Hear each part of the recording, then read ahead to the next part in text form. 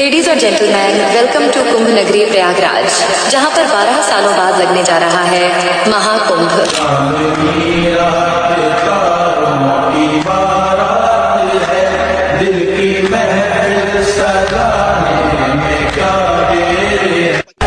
पार्वती पतये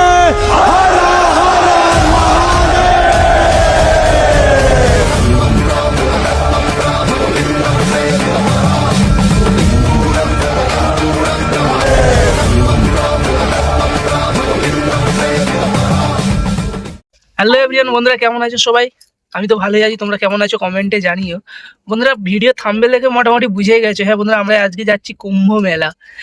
লাইভে সেই ছোটবেলা দিকতে বাবা মা দাদু ঠাকুমার মুখে শোনা কুম্ভ মেলা সম্পর্কে, কিন্তু কখনো এখনো অবধি কুম্ভ মেলা দেখার মতো সৌভাগ্য হয়নি। কিন্তু এই আমার এই লাইফে আপাতত মহাকুম্ভ দেখার সৌভাগ্য হয়েছে, তাই এই এটা আর হাতছাড়া করতে পারলাম না আর কি। তাই আর কি বেরিয়ে পড়লাম আজ 25শে জানুয়ারি। দোকানে আমাদের 4 জন মিলে আমরা কুম্ভ মেলার উদ্দেশ্যে বেরিয়ে পড়লাম, Bijoya two Prayagraj.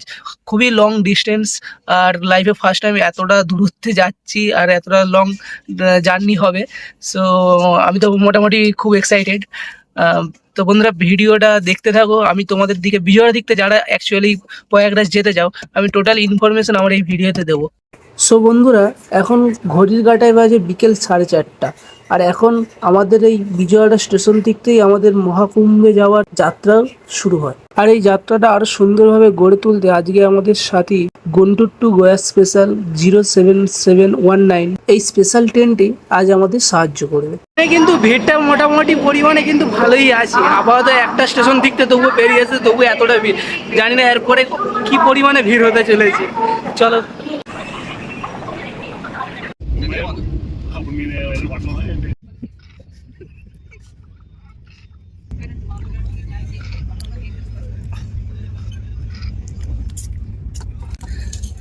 Group journey করলে অ্যাকচুয়ালি এই জিনিসটা খুব একটা মজাদার লাগে, যে একসাথে মিলে 4 জন মিলে লুডো খেলতে খেলতে আমরা যাচ্ছি, মজাটা একটা আলাদাই লাগছে। আর এই যে ভদ্রলোককে শব্দ দিয়ে বেশি কাটা হচ্ছে, তারপর বন্ধুরা এইভাবে কেটে যায় আমাদের 25শে জানুয়ারির দিনটা। পরের দিন বন্ধুরা 26শে জানুয়ারি সকালবেলা ঘুম থেকে উঠে দেখি আমাদের এই গাড়িটি 109 কিলোমিটার গতিবেগ ধরে ছোট্ট ছোট্ট সুন্দর গড়ের ভেতর দিয়ে মধ্যপ্রদেশের জঙ্গলের ওপর দিয়ে ছুটে চলেছে। সো ফাইনালি কিন্তু প্রয়াগরাজে পৌঁছে গেছি। তো ভিড়টা প্রচুর পরিমাণে ভিড়। এখন বাজে 2:30, আমাদের ট্রেন অলরেডি 5.5 ঘন্টা লেট ছিল।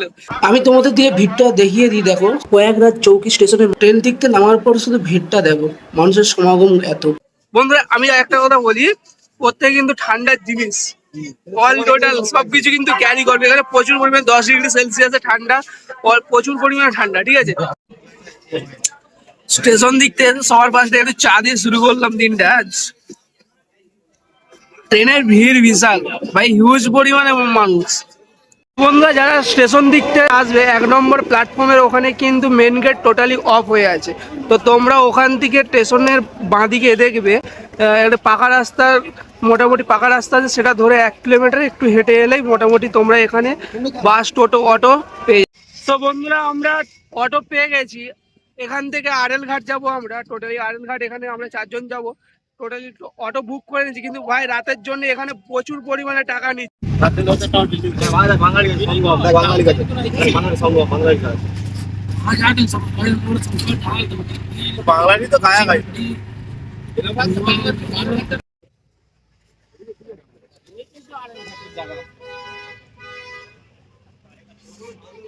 বন্ধুরা অ্যাকচুয়ালি আমি তোমাদের দিকে পুরো বিষয়টা আগে ভালোভাবে বুঝিয়ে দিই।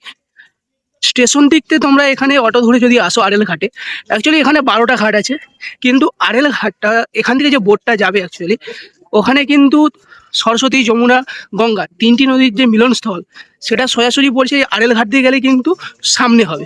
সেই কারণে আমরা আরেল ঘাটে এলাম, ঠিক আছে।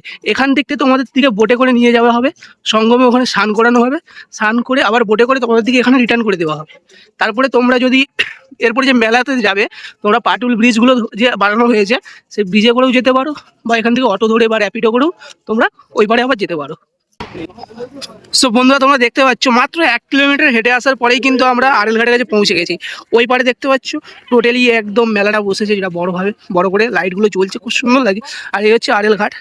5টার পরে এটা চালু হবে অ্যাকচুয়ালি। আমরা তো একটু তাড়াতাড়ি এসে গেছি, এখনও 5টা বাজেনি। তো 5টা বেজে গেলে তারপরে আমাদের দিকে বোটে করে নিয়ে অনেক স্নান করাতে নিয়ে যাবে।